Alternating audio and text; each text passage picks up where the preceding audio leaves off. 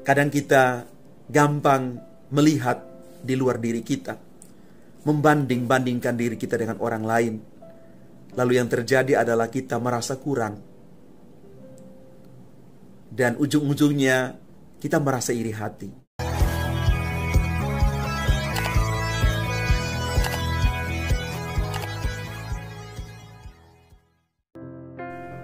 Salam Bapak Ibu, Saudara dan Saudari, sahabat-sahabat garam dunia yang terkasih. Keberhasilan seseorang yang menjadi buah dari perjuangannya dan sumber kebahagiaannya justru kadang menjadi sumber iri hati bagi orang lain.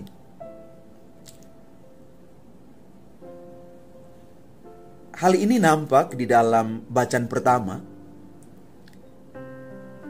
ketika Saul sungguh iri hati dengan Daud yang dipuji karena kemenangannya atas Goliat. Raja Saul berikhtiar untuk membunuh Daud, namun dibatalkan berkat bantuan Yonatan putranya. Bapak Ibu, saudara dan saudari yang terkasih, iri hati itu adalah penyakit hati manusia yang memutuskan dirinya dari kebahagiaan dan dari sesama. Iri hati adalah karya roh jahat.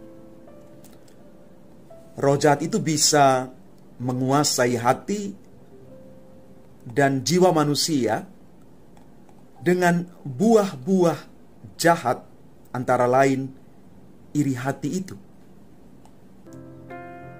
Maka roh jahat itu bisa juga menguasai badan kita.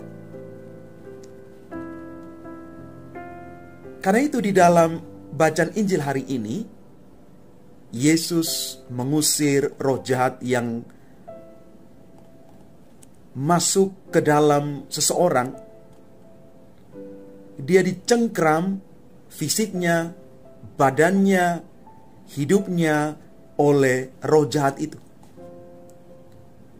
Yesus berhasil menyembuhkan orang ini, dan roh jahat itu bisa tersungkur di hadapan Tuhan. Keberhasilan Yesus adalah undangan untuk mendekatinya, bergaul dengannya, dan menjadi muridnya. Maka kita perlu datang kepada Yesus.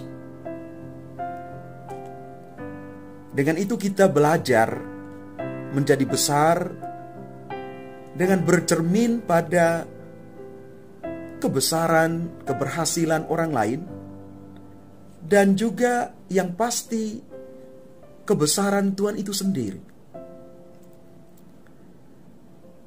Bapak, Ibu, Saudara dan Saudari yang terkasih, mari kita melihat diri kita.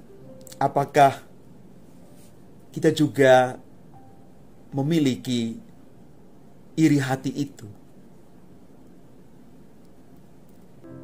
Saya yakin bahwa dalam skala entah besar atau kecil, sangat manusiawi bahwa kita memiliki sifat ini, iri hati. Tapi mari Bapak Ibu, kita lebih dalam melihat dan juga mengintrospeksi diri. Saya melihat kelebihan orang lain, keberhasilan orang lain, bukan sebagai kesempatan untuk saya menaruh iri hati kepada dia. Tapi sebaliknya saya juga melihat diri untuk mengoptimalkan potensi diri saya. supaya saya pun bisa bertumbuh. Bapak Ibu, saudara dan saudari, masing-masing kita punya kemampuan. Tuhan menciptakan kita baik adanya. Tinggal bagaimana kita berusaha untuk mengoptimalkan diri kita. Kadang kita gampang melihat di luar diri kita, membanding-bandingkan diri kita dengan orang lain. Lalu yang terjadi adalah kita merasa kurang. Dan ujung-ujungnya kita merasa iri hati. Mari sekarang kita lebih melihat diri.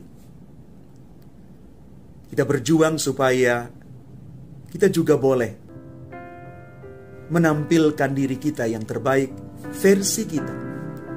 Karena sekali lagi, kita juga punya kelebihan. Kita juga punya sisi positif yang bisa dikembangkan. Tuhan memberkati kita sekalian.